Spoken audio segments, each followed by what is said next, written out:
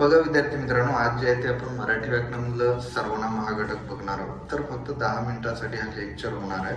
तर याच्यामध्ये सर्व तुम्हाला MPSC पर्यंत जे परिपूर्ण माहिती जी आहे ते मी इथं सांगणार आहोत. याचं बेसिक जे काय आहे ते. तर सर्वप्रथम प्रत्येक विद्यार्थ्याचं स्वागत आहे Rathod class academy Chandrapur YouTube चॅनलवर. तर इथं जे बघणार आहोत ते आपण सर्वनाम हा घटक बघणार आहोत. तर बघा मराठी व्याकरणामध्ये इथं शब्द दिलेला आहे आपल्याला सर्वनाम. तर सर्वनामाला एक शब्द मराठी व्याकरणामध्ये आपण नेहमी पाहत असतो बघा. सर्वनामाला म्हणतात मराठीमध्ये विकारी.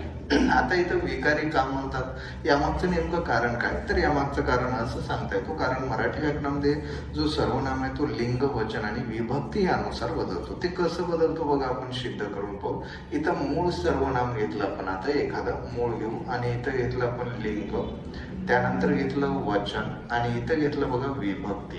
आता मराठी व्याकरणामध्ये सर्वनाम लिंग, वचन, विभक्ती यानुसार बदलतो का ते पाहू. एक सर्वनाम घेतलं बघा तोच झालं इथं ते, त्यानंतर ते झालं आणि इथं झालं त्यास. म्हणजे याचा अर्थ असं झालं की मराठी व्याकरणामध्ये सर्वनाम लिंग, वचन, विभक्ती यानुसार बदलतो, म्हणून याला शब्द दिलेला आहे बघा. त्यानं कोणता शब्द दिलेला आहे? विकारी. आता मराठी व्याकरणामध्ये सर्वनामाला पुन्हा दुसरा शब्द एक मिळतो बघा, तो शब्द आहे सवयव. आता सवयव का म्हणतात, यामागचं नेमकं कारण काय? तर बघा, सवयव या शब्दाचा जर अर्थ काढला आपण, सवयव या शब्दाचा जर अर्थ काढला तर या शब्दाचा अर्थ आहे बदलणे. मग आता बदलणे म्हणजेच याचा अर्थ काय बघा, विकारी. बदलत असेल, कारण सर्वनाम हा लिंग, वचन, विभक्ती यानुसार बदलतो, म्हणून त्याला जे आहे ते सवयव शब्द तुम्हाला वापरता येतो. आता घेऊ बघा व्याख्या.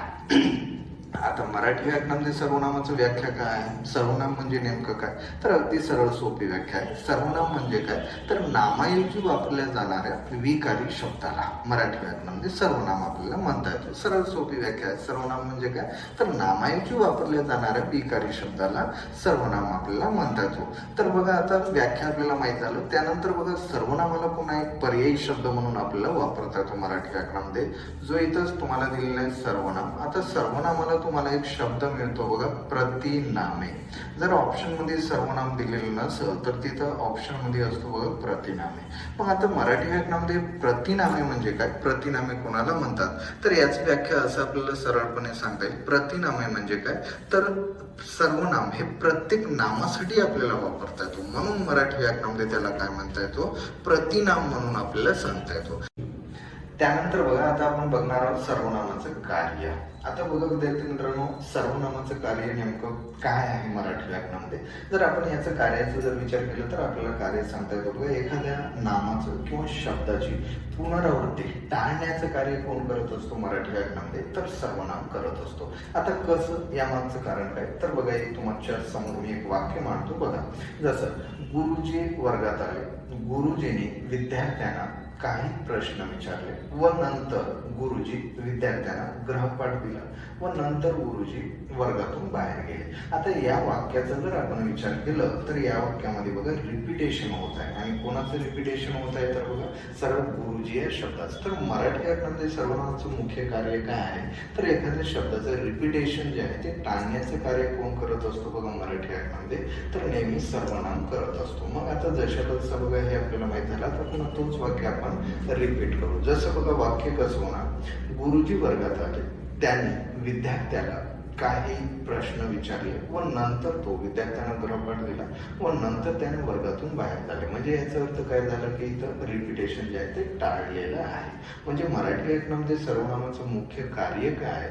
तर एखाद्या शब्दाचं किंवा नामाची पुनरावृत्ती टाळणे हे कुणाचं कार्य आहे? सर्वनामाचं. त्यानंतर बघा विद्यार्थी मित्रांनो, पॉईंट MPSC ला नेहमी विचारला जातो, मराठी व्याकरणामध्ये सर्वनाम ही स्वतंत्र शब्दजात आहे का? तर आपल्याला सांगायचं आहे, मराठी व्याकरणामध्ये सर्वनाम ही स्वतंत्र शब्दजात आहे, पण संस्कृत मध्ये मात्र स्वतंत्र शब्दजात मानली जात नाही. हा पॉईंट लक्षात ठेवायचा.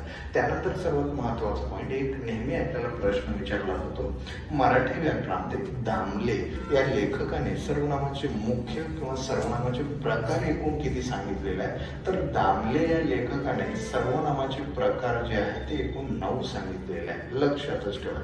त्यानंतर समोरचा एक पॉईंट आहे चिपळूणकर. मग आता इथं चिपळूणकर जो शब्द असत, चिपळूणकरांना जे आहे ते एकूण सर्वनामाचा किती प्रकार सांगितलेला आहे असं जर आपल्याला विचारलं तर चिपळूणकरांनी एकूण किती प्रकार सांगितलेला आहे बघा, 8 प्रकार सांगितलेला आहे मराठी व्याकरणामध्ये. आता बघा विद्यार्थी मित्रांनो, सर्वात महत्वाचा पॉईंट, मराठी व्याकरणामध्ये सर्वनामाचे मूळ प्रकार किती आहे. मूळ प्रकार जर आपल्याला विचारलं तर एकूण सांगायचं आहे बघा 9. सर्वनामाचं थोडं मूळ प्रकाराचा जर विचार केला तर मूळ प्रकार सांगता येईल बघा 9 आपल्याला. तर 9 आता ते कोणकोणते आहेत, जसं बघा आपण आता पहिलं जर विचार केला तर इथं सांगता येईल बघा मी, त्यानंतर आहे बघा तू, त्यानंतर आपल्याला सांगता येईल बघा तो, त्यानंतर आहे बघा हा, त्यानंतर आहे जो, त्यानंतर आहे कोण, त्यानंतर आहे काय, त्यानंतर आपण आणि एक शेवटचा आहे बघा स्वतः. म्हणजे याचा अर्थ मराठी व्याकरणामध्ये सर्वनामाचे मूळ प्रकार किती आहे तर आपल्याला लक्षात द्यायचं आहे की 9 प्रकार आहे. आता हे 9 प्रकार जे आहे याच्यावर नेहमी आपल्याला एक प्रश्न विचारला जातो, मराठी व्याकरणामध्ये लिंगानुसार बदलणारे सर्वनाम किती आहे, वचनानुसार बदलणारे किती आहे, लिंग वचन यानुसार किती बदलत नाही, असं काही जर विचारलं तर तुम्हाला थोडक्यात माहित असणं गरजेचं आहे. तर बघा मराठी व्याकरणामध्ये लिंगानुसार बदलणारे एकूण सर्वनाम किती आहे तर नेहमी 3 सांगायचं. तर बघू आता आपण इथं लिंगानुसार.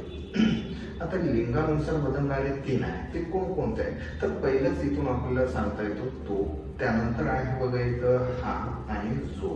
हे लिंगानुसार कसे बदलतात तर तोच होणार बघा इथं ते, हाच होणार इथं हे आणि जोच होणार जी. म्हणजे लिंगानुसार बदलणारे एकूण सर्वनाम मराठीमध्ये किती आहे तर किती सांगता येईल आपल्याला बघा 3. आता कधी कधी आपल्याला एक पॉईंट पुन्हा नेहमी विचारला जातो बघा, वचनानुसार बदलणारे एकूण सर्वनाम किती आहे तर मराठी व्याकरणामध्ये वचनानुसार बदलणारे एकूण 5 आहे. जसं आपण इथे घेतलं बघा, वचनानुसार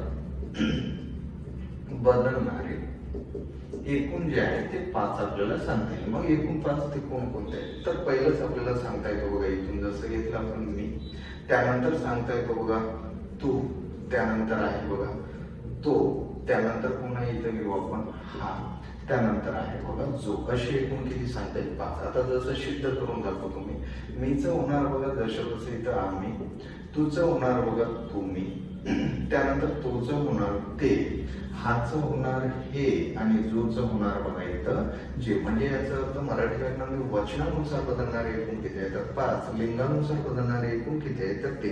आता कधी पुन्हा आपल्याला असे सुद्धा प्रश्न विचारतात मराठी व्याकरणामध्ये लिंग वचन यानुसार किती सर्वनाम बदलत नाही तर यानुसार एकूण आपल्याला त्या ते 4 सांगायचं. ते 4 कोणकोणते आहेत जे बदलत नाही तर हा एक आहे कोण, त्यानंतर काय, आपण आणि स्वतः. असे एकूण किती सांगता येईल आपल्याला 4 सर्वनाम जे आहे ते सांगता येईल मराठी व्याकरणामध्ये लिंग वचन यानुसार बदलत नाही.